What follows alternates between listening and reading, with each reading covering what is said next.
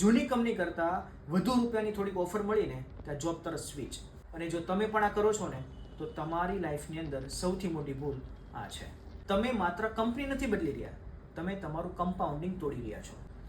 જે જૂની કંપનીમાં તમે 2 થી 3 વર્ષ કામ કર્યું ને ત્યાં તમારી ઇજ્જત બની છે, લોકોનો તમારા પર ભરોસો બન્યો છે અને એ ભરોસો દરરોજ વ્યાજ સાથે કમ્પાઉન્ડ થાય છે. હું એમ નથી કહેતો કે ગ્રોથ માટે જોબ સ્વિચ ના કરાય, પણ માત્ર થોડી એમથી ગ્રોથ માટે તમારી વર્ષોની કમાયેલી ઇજ્જત અને ભરોસા પર તમે જાતે જ કાદવ ઉછાળો છો. પહેલાં જૂની કંપનીમાં થતી પ્રોબ્લેમ વિશે વાત કરો અને જો સોલ્યુશન ના થાય તો જોબ સ્વિચ કરો.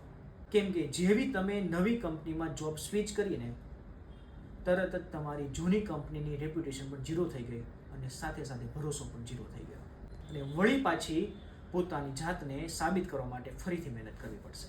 તો યાદ રાખજો કે લાઈફમાં ખાલી બેંકમાં મૂકેલા રૂપિયા જ કમ્પાઉન્ડિંગ નથી થતા, તમારો ટ્રસ્ટ અને તમારી રેપ્યુટેશન પણ કમ્પાઉન્ડિંગ થાય છે અને એમનું વળતર તમને લાંબા સમય દેખાય છે. તો આ વિડીયો તમારા એવા મિત્રો સાથે શેર કરો કે જે થોડા અમથા ઇન્ક્રીમેન્ટ માટે દર વર્ષે પોતાની જોબ સ્વિચ કરે છે.